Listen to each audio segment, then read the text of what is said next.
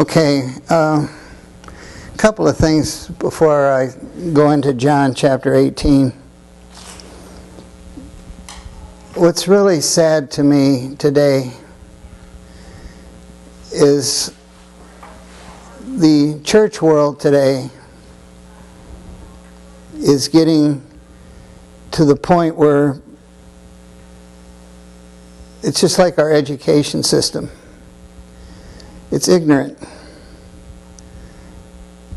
And what's terrible about this is you've got leaders out there leading flocks and leading some large churches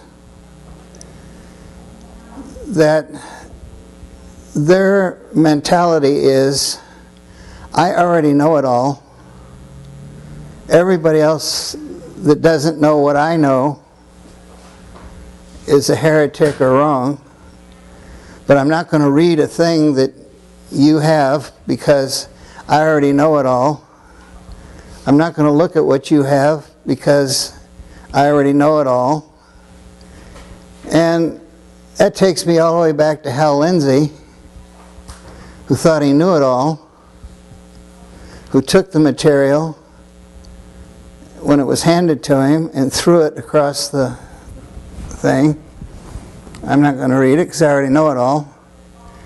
And you've got so many people out there that are still teaching this 7-year tribulation, the rebuilding of the temple, the Antichrist coming. And if you don't believe in the rebuilding of the temple and you don't believe in the 7-year tribulation period, then you're a heretic, you're this, you're that, you're the other. And they're going around condemning anybody and everybody that doesn't teach their same garbage. And what's really sad here for me is we are in the period when the Lord will come back. When? We don't know. Now, I'm wearing this t-shirt for a particular reason today. And the Greek on it is very simple. It's from Socrates. And it says in Greek that the only thing that I know is this. I don't know anything.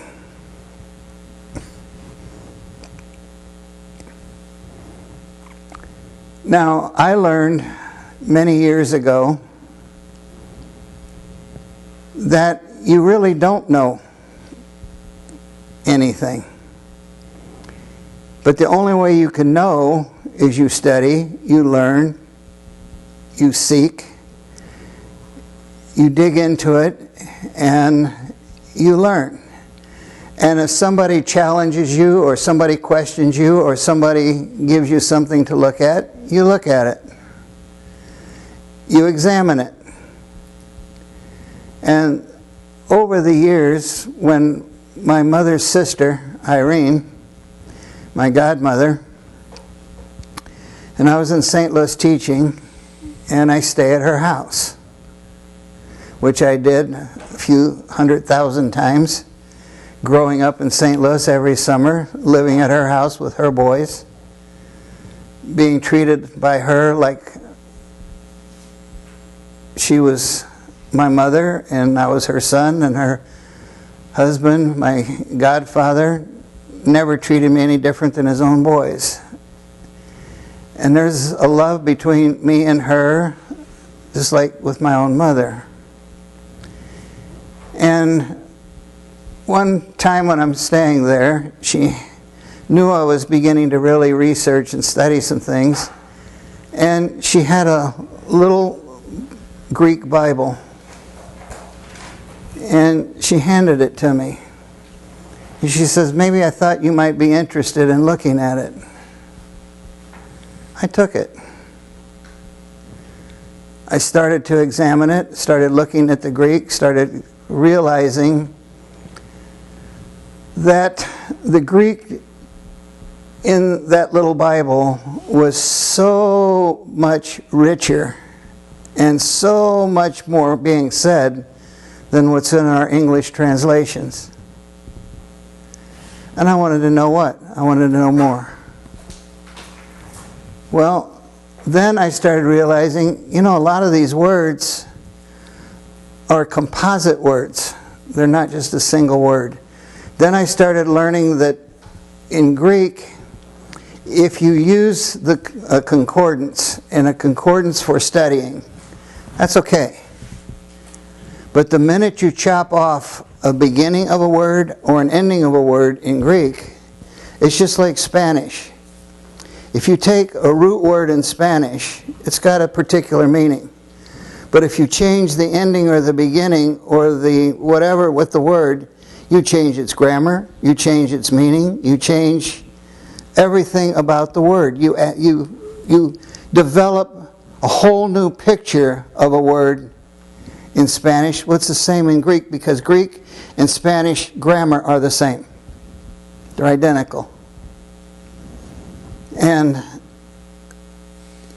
to really get to know it, I started really focusing on the beginnings and endings of a word. And one of the first ones I discovered is when it said, "I do not permit women to teach." And boy, that was a big thing in most churches. And I was looking at the Greek, and the Greek root word is didasko, to teach. So everybody in the Baptists, the Assemblies of God, everybody else, up and down the line, I don't permit women to teach. And I'm looking at the word, and it doesn't say didasko. It says didaskin. So now what's the difference between the word didasko and didaskin? I dug, and I dug, and I dug. And I wasn't really getting the whole picture. Finally, a person that I've known for many, many years in my life happened to be thought of as the #1 Greek scholar in the Greek Orthodox Church, which I was a part of as a kid. And Father Leon was considered the overwhelming expert and a good close friend of the family, and my dad worked for him. So I contacted Father Leon, and I said, what is the difference with this word didaskin to didasko? I didn't tell him anything about it because knowing a Greek priest, he doesn't know where it's at in the Bible anyway. He says, the difference between the root word to teach and didaskin means you have to learn something before you can teach it.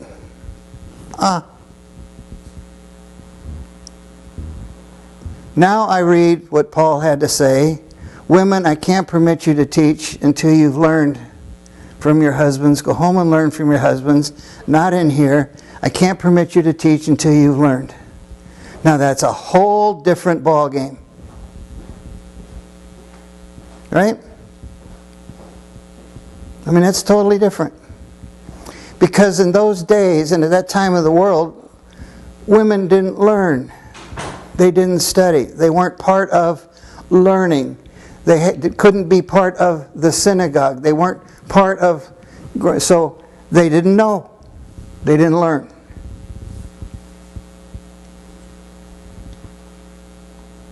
Now, I started realizing all these churches are wrong. That teaching is wrong.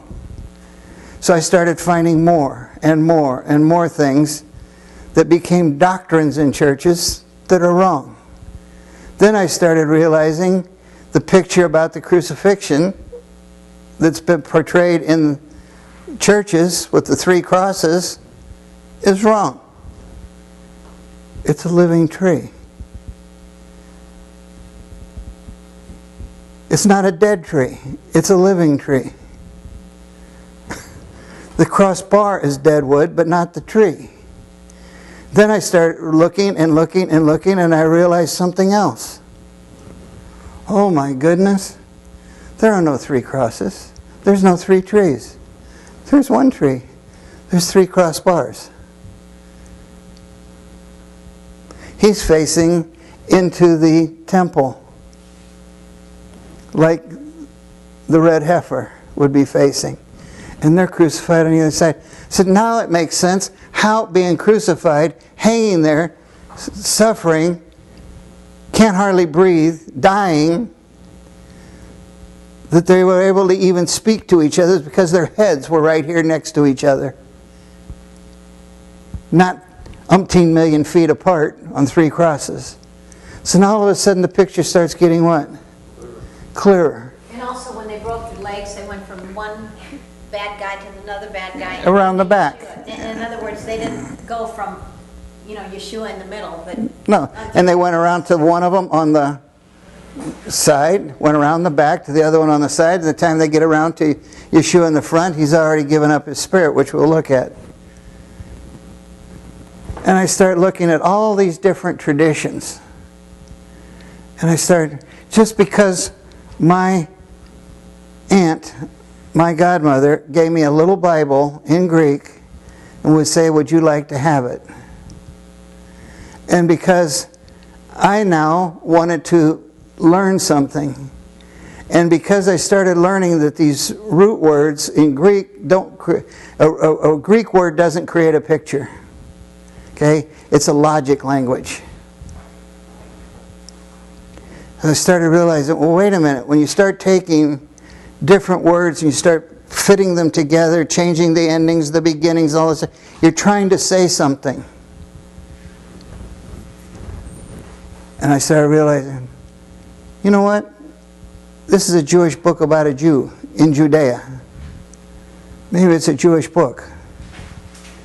And that's when I started going to LA and getting Jewish books. Guess what? It's a Jewish book about a Jew in Judea. So the pictures it's trying to speak are what? Jewish pictures. We're not in Athens. We're not in Europe. We're not in an American church. We're in Israel, in Judea, in Jerusalem. Maybe this is the way we need to look at it. So I looked at it and looked at it and looked at it, and guess what? Now, then you get these clowns out here now. Well, by God, this is what I think. And now, I can take the root word of the Greek, and I can take the root word and make it say what I want it to say. And then I can go out and condemn everybody else and criticize everybody else because now I found it in the Greek, and now I'm a Greek expert because I can use a concordance. No, you're a literal idiot. You don't even know what you're talking about.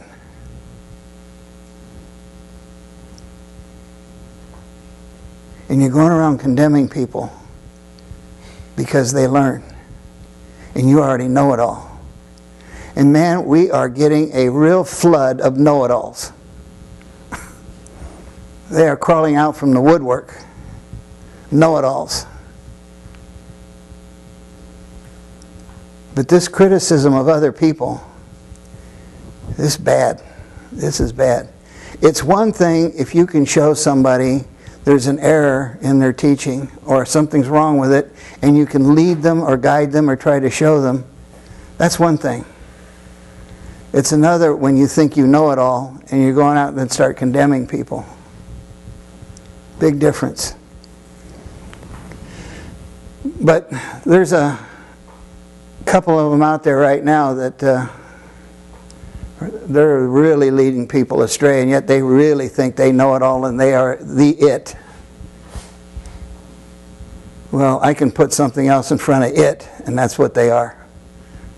And I pick it up in the yard every day.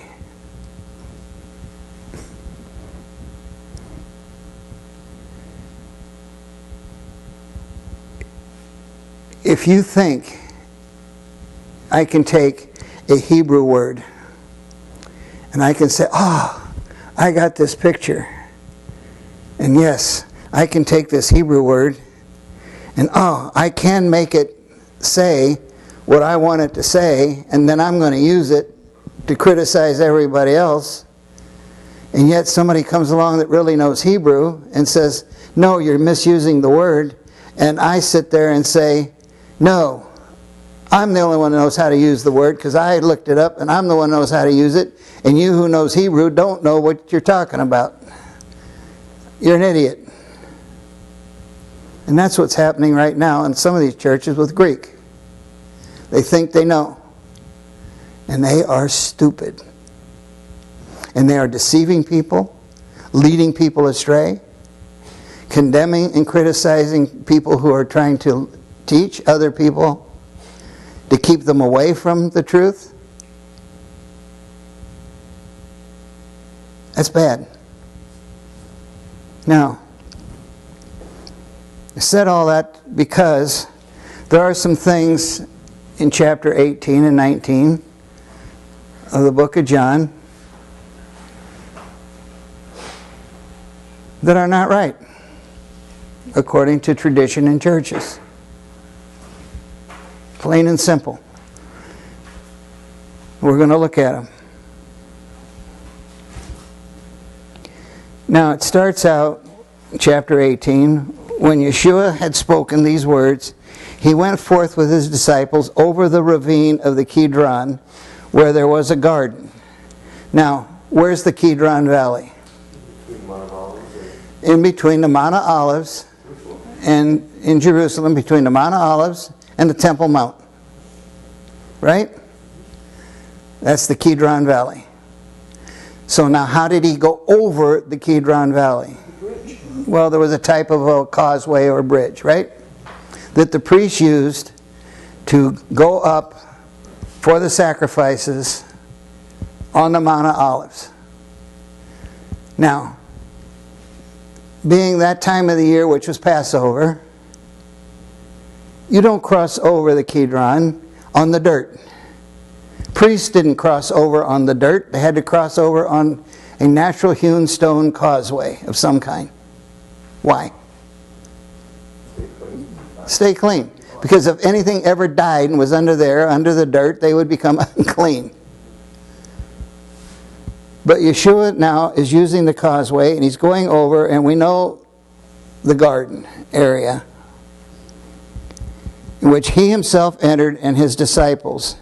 Now Judas also, who was betraying him, knew the place, for Yeshua had often met there with his disciples. Judas then having received... Now, you see that word Roman cohort? How many Romans were there? None. How many Romans? None. Why is it in here? Because somebody decided, because it talked about a guard or guards, that it had to be Romans.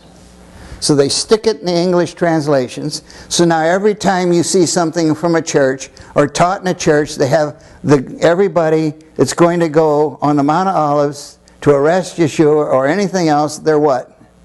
Romans. And yet, how many Romans were there? Not one. All right, now, and officers from the chief priests. Now, I guarantee you, at Passover, you are not going to have officers of the chief priests walking across that causeway or anywhere together during Passover. You are not going to have Romans and Jews together, period. As Greg Gutfeld likes to say, period. So how many Romans would be there with the chief priests or their people? Zero. Now why do we all think it had to be Romans? Tradition. All right, now watch.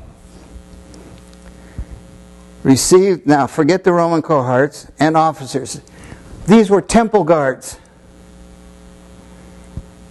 These were the temple guards, the Levites, Levitical temple guards, not Romans. So we had the Levitical temple guards and officers from the chief priests and the Pharisees came there with lanterns and torches and weapons. Yeshua therefore, knowing all these things that were coming upon him, went forth and said to them, Who do you seek? They answered him, Yeshua the Nazarene. He said to them, I am he. And Judas also, who was betraying him, was standing with them. When therefore he said to them, I am he, they drew back and fell to the ground. Now, why did they draw back and fall to the ground? I am. Goes all the way back. They recognized who he was. That word. The second he said what? I am. What drove him to the ground? The power of God. The power of God when he said, I am. Now, this shows you the Greek Orthodox Church, the Catholic Church, the Lutheran Church, and so many other churches that teach the Romans came up there to arrest him. That's wrong. Number two, that they had the power to arrest him. They didn't. And the second he said, I am he. I am that I am is what he said. Same as what was said where? To Moses. To Moses. Where? Mount Sinai. Now, what knocked him to the ground? The power of God, that God was standing there and said, I am he. Knocked him to the ground. So, without him allowing them, and the Spirit allowing them, these priests, these Levitical guards, to get up off the ground and come to him, had to be the will of who? God. Because any other way they couldn't have touched him. They'd have become briquettes. Right on the spot. Now, that's pretty powerful, really, right there. So you really think they were powered down and not respectful? No. Prostrated? No, they were not prostrate. No. Because they didn't know who he was, didn't care who he was. Who are you? I am that I am. He didn't say I'm he. He says, I am that I am. Bam. Being Levites, they knew it, right? And of course, being Levites, what? They knew the term. I am that I am. I am that I am. I am that I was. I am that I will always be. That's what it means. Now, what is going to stand in the face of that? Nothing. So everything that's going to take place is because it was written that it had to take place, and it's in Psalms 22 and Isaiah 53. And God is allowing it. And God is allowing it because it had to be. Otherwise, just like in the book of Luke, when at the one synagogue where they wanted to grab him and throw him off, he walked between them and nobody touched him and didn't even know what the heck happened. I mean, one second he can be here, next second he can be somewhere else. If he doesn't want them to touch him, they're not going to touch him. So it had to be. But already, by the statement he made, again, what is John showing us? He's showing us his deity. That he is God. So when you have these Messianics or anybody else teaching that Yeshua never said he was God and that he's not God, they're wrong. You know, it's so sad the amount of incorrect teaching that's going on today. It's unbelievable. It's hard for me to understand how there can be so little truth left. The churches have just become such piles of entertainment garbage. I won't tell you which church, but you know, on the tape, but one right here in Redlands, the guy that does my security cameras just did $400,000 television screen, cameras, and sound system in the church. What's all that for? Entertainment, right? Now, why do they have an ATM machine that you can walk in the lobby, you can put money in, but you can't take it out. Why do they have snow cones, popcorn, and hot dogs? And a $400,000 sound system? What is all that for? Is that to learn the Word of God? Or is that to make people hype up and dance and prance? And what are you going to learn with that? It's all artificial. It's junk. Now, if the Lord came back this week, how many of those people would really be ready to go?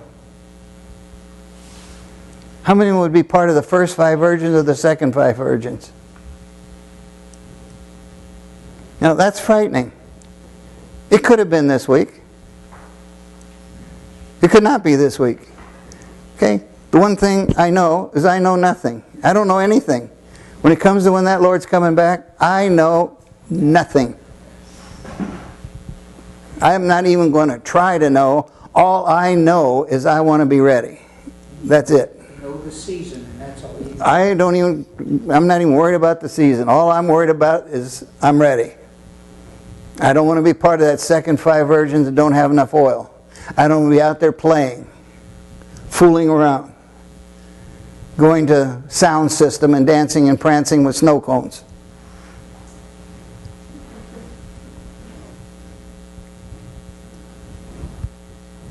All right, now.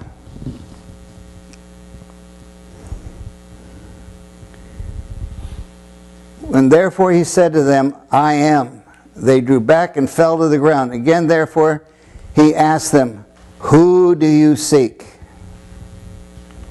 They said, Yeshua the Nazarene.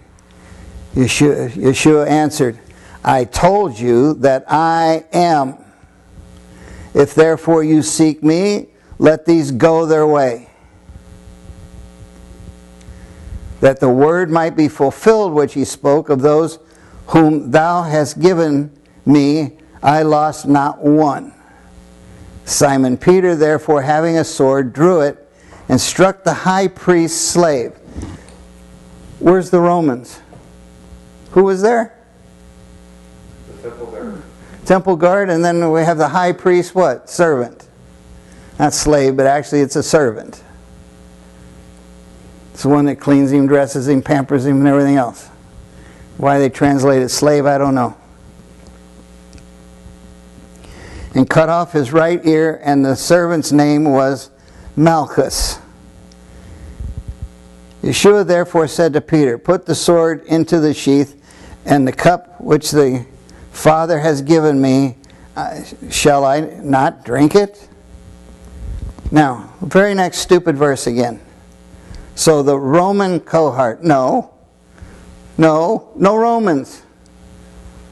No Romans. Not one Roman there. So the Levitical guard and the commander and the officers of the Jews. Now how can you have a Roman cohort being the officer of Jews? Since when on Passover or any other time do you have a Roman cohort as the officers of the Jews? You talk about a contradiction of stupidity. There it is right there. They put it in English. But if you don't study, learn, and understand, what are you going to get? Garbage and wrong. Who's there to arrest him? Temple guard of the high priest. And even his own personal what? Servant.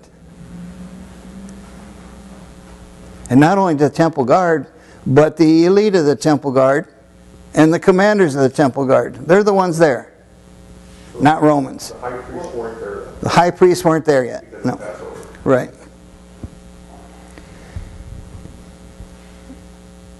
And the commander of the Jews arrested Yeshua and bound him. Who did? Not the Romans. But yet you always see it's Romans. No Romans. Well, it couldn't be Romans because Pontius Pilate said had him killed. Well, that's later. Okay. That's nowhere near here. That's much later. But there's no Romans here. This is still on the Mount of Olives.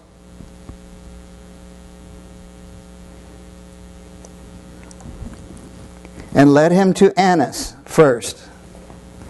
How many Romans would be going to Annas' house on Passover?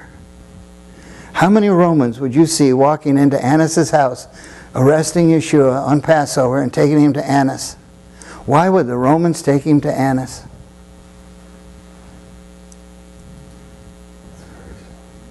It's what? It's not true. It's wrong. But if you don't study and look, you're going to stay ignorant. Well, you see, this is the problem you've got in so many churches today. They're ignorant and want to stay that way. And then they think they know it all even though they're ignorant. And then they want to go around condemning everybody else, saying that they're blasphemers, they're this, they're that, and the other, because they don't agree with their ignorance.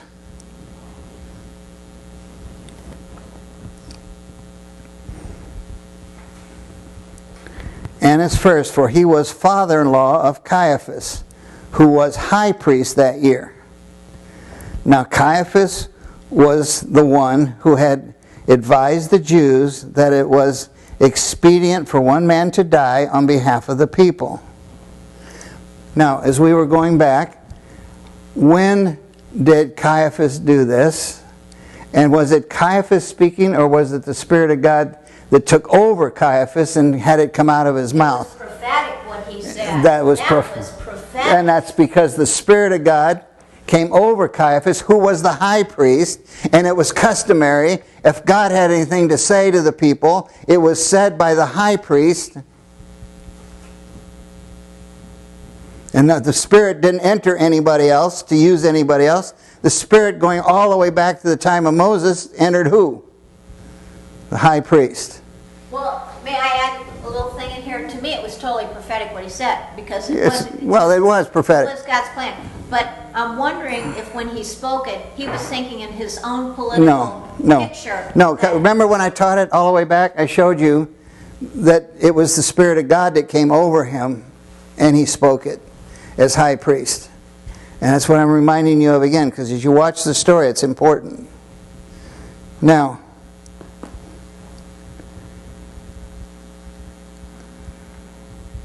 and Simon Peter was following Yeshua, and so was another disciple, now that the disciple was known to the high priest. All right, so one of the disciples that's here, along with Peter, is known to the high priest. Now, the high priest doesn't know Peter. Why? Peter's a fisherman. Peter's a fisherman from Galilee. So that means that whoever is with Peter, John is a what? Priest. A Levite priest that is known to Caiaphas and Annas. So whoever this is also what? Very important person. But is a Levite, otherwise he would not be standing in the presence of who? Caiaphas. Because no way in the world is a Roman standing there with Annas or Caiaphas. And even Peter couldn't go in because he's what? Maybe he's a Jew, but he's not Levite. He's not Levite, and he's not clean that he can go in and be near Annas and Caiaphas on Passover. So whoever this other one is, probably John, was. They were still keeping the law of Moses, right? Because they're keeping the law of Moses, yeah. So no way in the world was anybody who is not a Levite or a priest going to be in the presence of Annas and Caiaphas. Can't happen. Not on Passover especially. But not any other time either.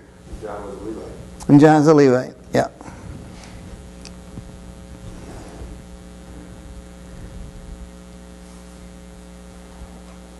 Into the court of the high priest. Whoa! Now, I guarantee you, and no Roman in the court of the high priest. You will never have a Roman in the courtyard of the high priest. It's not going to happen. It cannot happen. The high priest is not going to dirty himself being in the presence of a Roman. A pig eater. on Passover. So this other disciple had to be high enough, and most likely right close to the top end of the Sanhedrin or anything else, had to be part of the upper echelon to be that well known by Caiaphas. And he's not a Roman. No Romans. But Peter was standing at the door outside. So the other disciple, who was known as the high priest, went out and spoke to the doorkeeper and brought in Peter. The slave girl, therefore, who kept the door, said to Peter, "You are not also one of this man's disciples, are you?" He said, "I am not." Well, that's the first time Peter flubbed up. Now the servants and the officers were standing there, having made a charcoal fire, for it was cold, and they were warming themselves, and Peter also was with them, standing and warming himself. The high priest therefore questioned Yeshua about his disciples and about his teaching. Yeshua answered him, "I have spoken openly to the world. I always taught in synagogues and in the temple." That means that Yeshua was what? This is what really woke me up a long time ago. He's a Jew. So anybody that wants to call him anything else other than a Jew. Now, what makes and constitutes a Jew versus a non-Jew? Who has to be the Jew? The mother. So he couldn't come from Joseph anyway, could he? So who was his father? God. Now, but when we look at this, he had to come through a mother. And the mother had to be a what? A Jew. A legitimate Jew. Not from Joseph. The mother had to be a legitimate Jew. Or he is not a Jew, and he would not be teaching in the temple or in a synagogue unless he was a legitimate what? Jew. So now, being a legitimate Jew, then everything he's going to say and do, this is what really woke me up, would be as a what? Not a Greek Orthodox, not a Catholic, not a Lutheran, not a Baptist, not Assembly of God, but as a what? A Jew. So now we have a Jew in Jerusalem, in Judea, that's a Jew. With a legitimate Jewish mother. And everybody understands he's a Jew, otherwise he's not walking into synagogues and the temple. Was he an observant Jew? He would have been an observant Jew.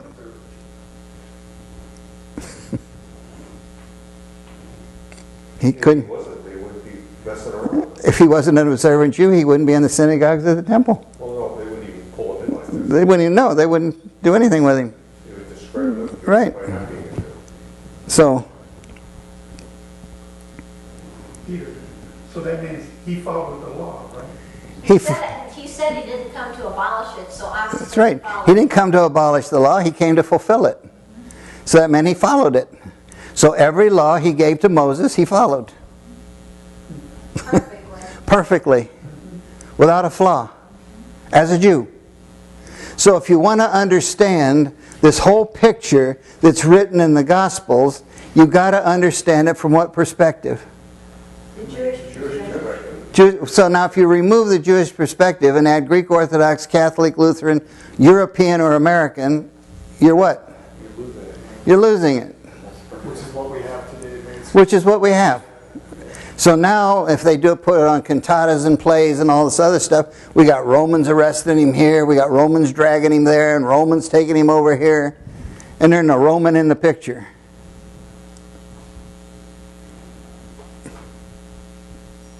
Right? All right.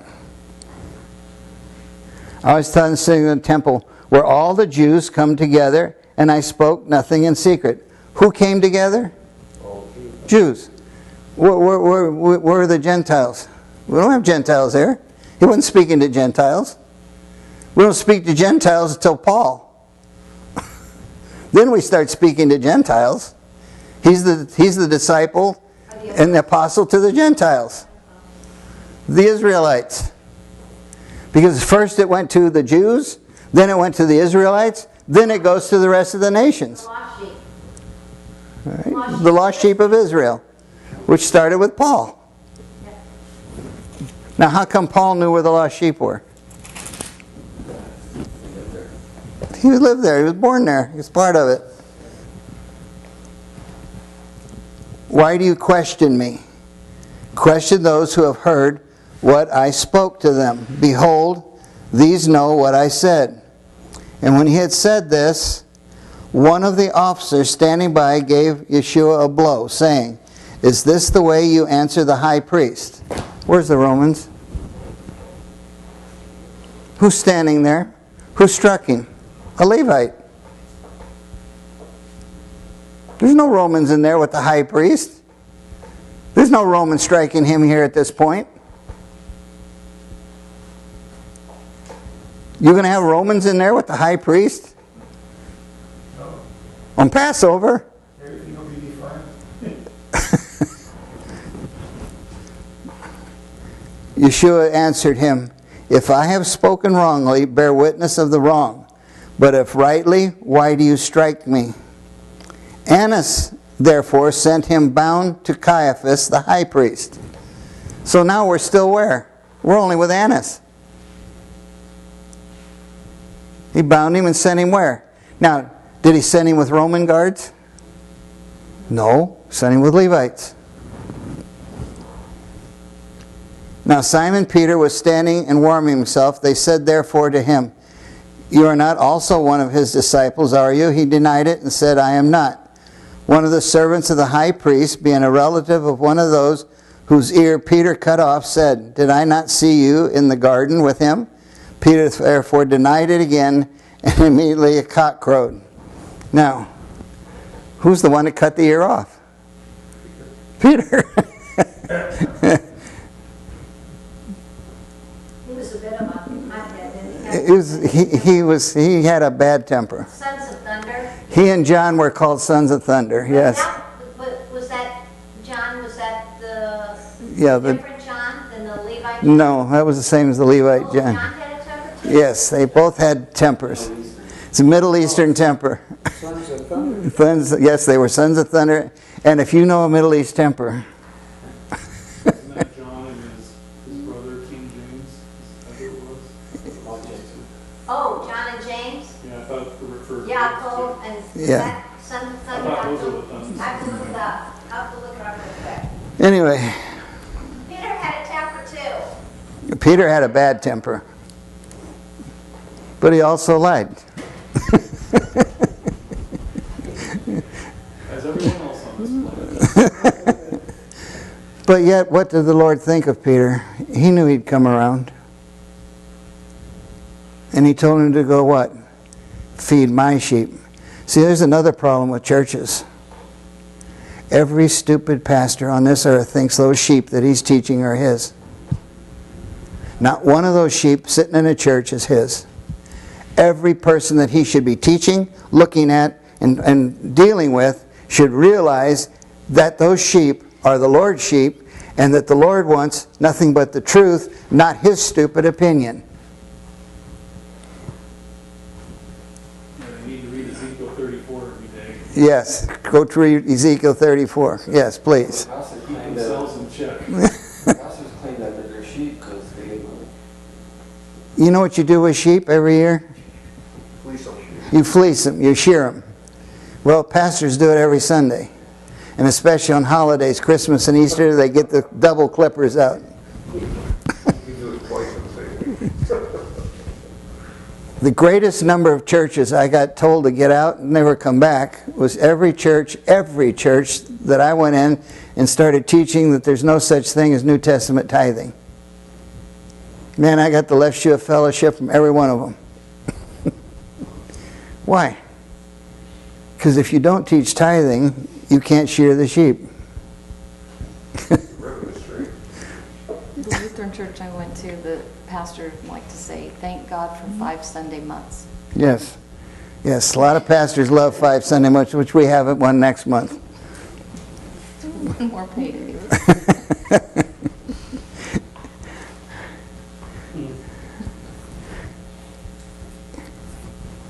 So why do they teach tithing? Eric is right. James and John, James and John? sons of thunder. Sons Okay. of Zebedee? Sons of thunder. They said, like, shall we call fire down from heaven on these people if they, you know? But old Peter had a bad temper. They probably all had that same. They got a Middle Eastern temper.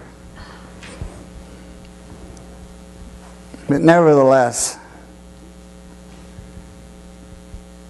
what's wrong with churches and all these false doctrines, yet they go around like they are so godly and we are so holy and oh my God, we are. No, they're not your sheep. You're not teaching them the truth. You're lying to them. You're fleecing them. You're a phony. And yet you go around condemning other people who are actually trying to teach the truth.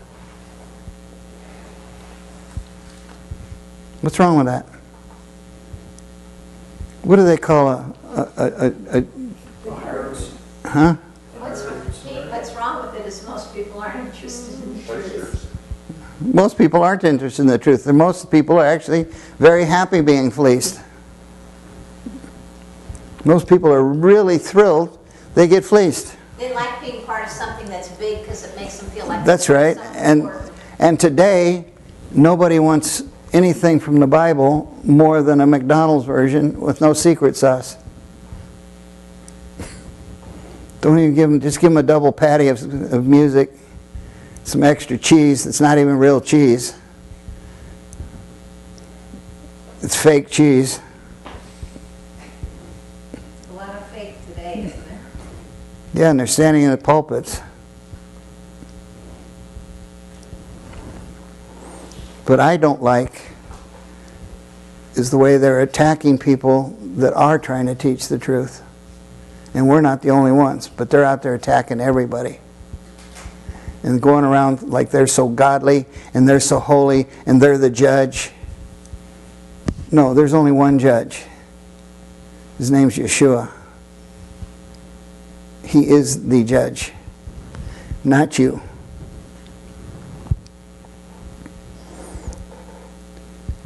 They led Yeshua, therefore, from Caiaphas into the praetorium, and it was early, and they themselves did not enter into the praetorium in order that they may not be defiled, but might eat the Passover.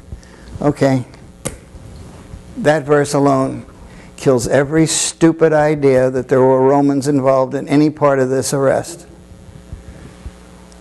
When they led him from Annas to Caiaphas, they led him where? To the praetorium.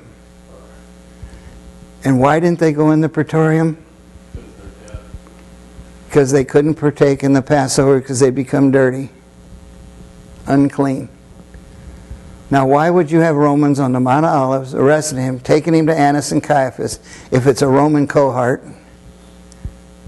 There's no stupid Roman involved in it until right now. And yet, everything you see and everything they teach and everything they do, it's Romans this, Romans that, Romans nailing him to a cross, this, that, and the other. Well, I do think the Romans nailed him to the cross. Well, you wait and see. Wait and see. They were the pros at it. All right, wait and see. Now, It's in the scripture about the Gentiles. okay. Pilate therefore went out to them and said, now why did Pilate have to go out to them? Because they wouldn't come in. He went on that judgment seat that's... It's the judgment, Bema seat. in the western part of the city. It's in the Bema seat, the Praetorium. It's right up there in the, up by the Temple Mount. And actually, they actually found recently, they said the place that Pilate Yeah, would come and out that's... was not up by Antonia Fortress, but it was west of the city. Yes. And where he was residing, and there was a place there. So it's not, the Praetorium they're saying instead of before, it was always the Praetorium is associated with the Antonia Fortress. And it's not the Antonia Fortress. It's not. No, It's on the western part we of went the city. there. We went there. I don't think I did, maybe when you went. Yeah, because I went there, and it's up there The where western part of the city. it's actually in the western part of the city where He would have Pilate lived. Where he was residing in that palatial area. Right. Where the rich. Yeah, they know where it's at. Yeah, so it used to be people connected the Praetorium to the Antonia Yeah. Fortress. Now, Pilate therefore went out to them and said, "What accusation do you bring against this man?" They answered and said to him, "If this man were not an evildoer, we would not have delivered him up to you." So now who's delivering him to Pilate? The Romans? Temple guard. The high priest. Pilate therefore said to them, "Take him yourselves and judge him according to your law." The Jews said to him, "We are not permitted to put anyone to death." You know, that was at that time. Peter, when we were researching this, there was a certain point in time where they could not execute without Roman permission. Right. They couldn't execute That's why without. they had to take him to Pilate Right. to decide. Pilate therefore entered again into the praetorium and summoned Yeshua and said to him, "Are you the king of the Jews?" Yeshua answered, "Are you saying this on your own initiative, or did others tell you about me?" Pilate answered, "I am not a Jew, am I? Your own nation and chief priests delivered you up to me. What have you done?"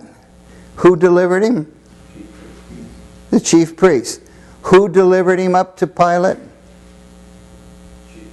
Was it actually the Jewish people? No, No. And why was it so early in the morning before the cock was even crowing? because they wanted to do it. And it shows you by the cock crowing what time of the day it was. The sun was just getting ready to rise. So they were doing all their garbage in the middle of the what? Early morning hours. It was still dark, which is illegal under Jewish law to do that. It was worse than a kangaroo court. Right?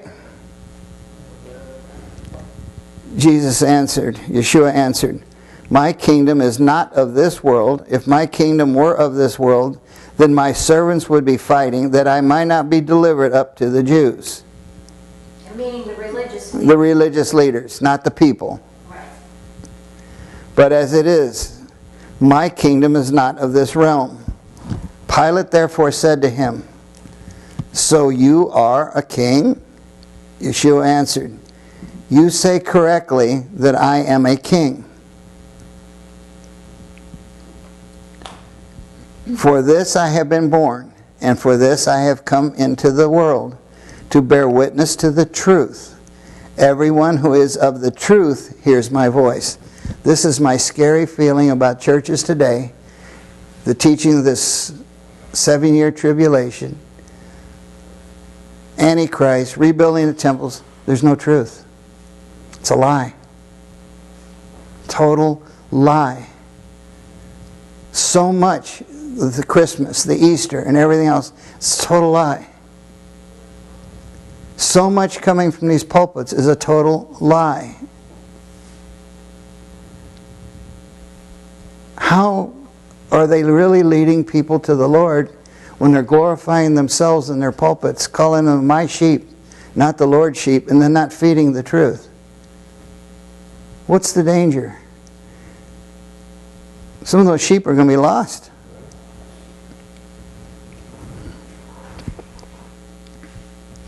Pilate said to him, "What is truth?"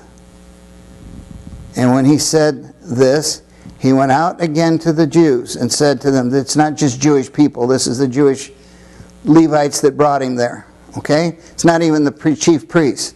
Here we have nothing but what? The head of the Levite guards and the Levites. "I find no guilt in him, but you have a custom that I should release someone for you at the Passover. Do you wish then that I release for you the king of the Jews?" Therefore they cried out again, saying, "Not this man, but Barabbas." Now Barabbas was a thief, a robber, or whatever, right? Actually, he was a zealous.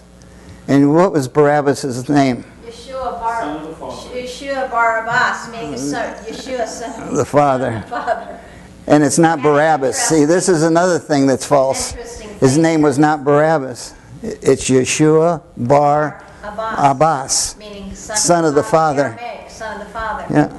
There's no Barabbas. So let him choose between two Yeshuas. Yeah. That's right. And both of them are the Son of the Father. Yeah. Where do you get the Yeshua for his name? That was actually his name. Somewhere, I don't know where. They have it recorded that in the records that his name was Yeshua Bar Abbas. And we Which, just got which is, Barabbas we get Barabbas from putting it together. And it's not Barabbas. There was no Barabbas. So another what? Fallacy. Just not understanding the culture. You don't understand the culture and you don't understand the language. And you've got two of them that are standing there that are what? Yeshua Bar Abbas, son of the Father. And both of them are named Yeshua.